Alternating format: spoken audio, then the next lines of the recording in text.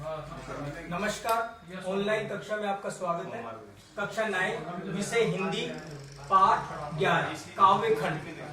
काव्यखंड में 9वां 10वां और अब ये 11वां पाठ चल रहा है। क्षितिज में 2 भाग है, एक गद्य खंड और एक पद्य खंड। गद्य खंड में 2 बैलों की कथा लहासा की ओर, ये 2 पाठ हो गए थे। पद्य खंड में कबीरदास ललध्यत और ये तीसरा पाठ है कवि रसखान। कवि रसखान का जन्म 1548 ईस्वी में पठानकुल में हुआ था। इनकी मृत्यु 1628 ईस्वी में हुई थी। इनका मूल नाम सैयद इब्राहिम था। इनके गुरु गोस्वामी विठलनाथ।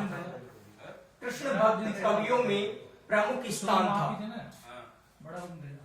क्योंकि रसखान मुस्लिम होते हुए भी इन्होंने श्री कृष्ण की भक्ति की है, इसलिए कृष्ण भक्त कवियों में प्रमुख स्थान माना गया है। इन्होंने 3 रचनाएं लिखी है, प्रेम वाटिका, सुजान रसखान, राग रत्नाकर। पाठ परिचय देखिए। कवि ने अपने आराध्य कृष्ण और ब्रज भूमि के प्रति अपना अनुराग एवं समर्पण भाव व्यक्त किया है। श्री कृष्ण के रूप सौंदर्य के प्रति गोपिकाओं की मुग्धता का अर्थ होता है आकर्षित करना। इसका चित्रण किया गया है। मुरली की धुन और गोपिकाओं की विवस्था का वर्णन हुआ है। रसखान ने सवैये लिखे हैं। पाठ में 4 सवैये हैं। इसमें पहला सवैया है। सवैया क्या होते हैं? सवैये में एक पंक्ति में 22 से लेकर 26 तक वर्ण हो सकते हैं।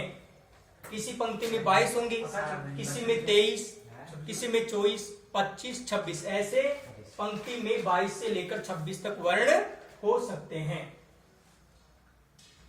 मानुष हो तो वही रसखानी, बसों ब्रज गोकुल गांव के द्वारन। जो पशु हो तो कहा बस मेरो, चरो नित नंद की धेनु मंझारन। पाहन हो तो वही गिरी को, जो कियो हरि छत्र पुरंदर धारन। जो खग हो तो बसेरो करो, मिली कालिंदी कूल कदम्ब की डारन। इसके कठिन शब्दार्थ देखिए। मानुष मनुष्य, बसों बसेरा करूं या निवास करूं। पशु ये तद्भव में लिखा हुआ है तो इसका शुद्ध रूप है पशु।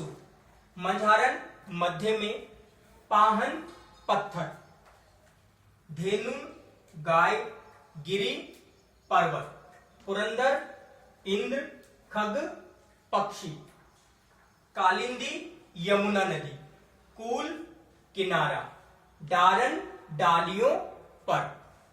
अब इसका भावार्थ देखिए आप। मानुष हो तो वही रसखानी।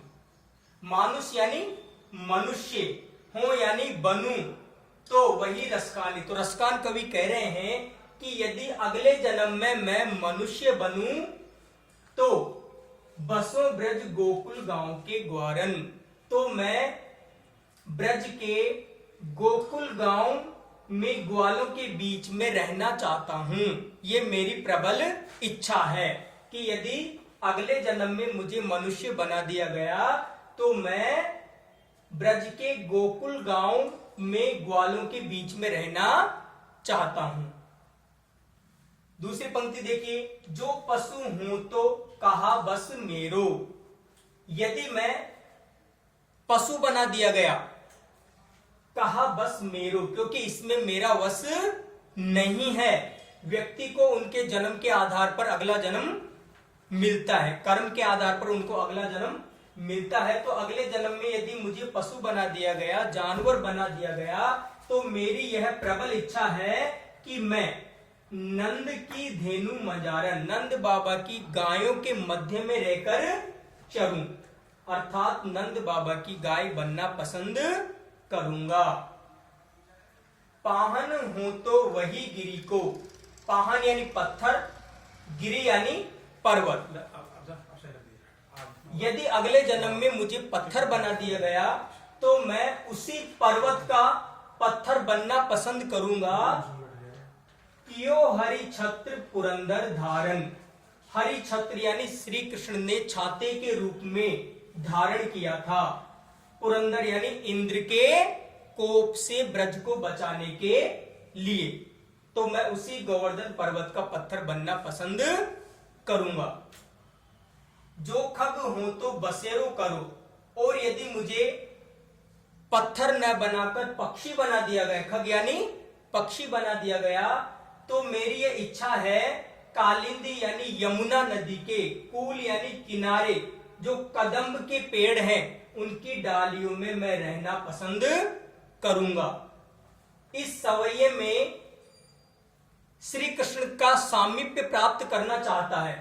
मनुष्य बनूं तो ब्रज के गोकुल गांव में ग्वालों के बीच में रहना चाहूं, पशु बनूं तो नंद बाबा की गाय बनूं, और यदि पत्थर बनूं तो गोवर्धन पर्वत का पत्थर बनूं, पक्षी बनूं तो यमुना नदी के किनारे पर जो कदम्ब के पेड़ हैं उनकी डालियों पर मैं रहना पसंद करूंगा। भावार्थ देखिए इसका, मैंने लिख भी दिया भावार्थ। कवि रसकान कहते हैं कि यदि मैं अगले जन्म में मनुष्य योनि में जन्म लूं तो ब्रज के गोकुल गांव में ग्वाला बनकर निवास करूं, यदि अगले जन्म में पशु बनूं तो नंद की गायों के मध्य में चरूं, यदि पत्थर बनूं तो उसी गोवर्धन पर्वत का पत्थर बनूं जिसे श्री कृष्ण ने इंद्र के कोप से ब्रज की रक्षा के लिए छत्र के रूप में धारण किया था, यदि पक्षी बनूं तो यमुना नदी के तट पर स्थित कदम की डालियों पर बसेरा करूं। देखिए पुरंदर गोकुल गांव में इंद्र की पूजा की जाती थी, तो श्री कृष्ण ने कहा आप इंद्र की पूजा क्यों करते हो?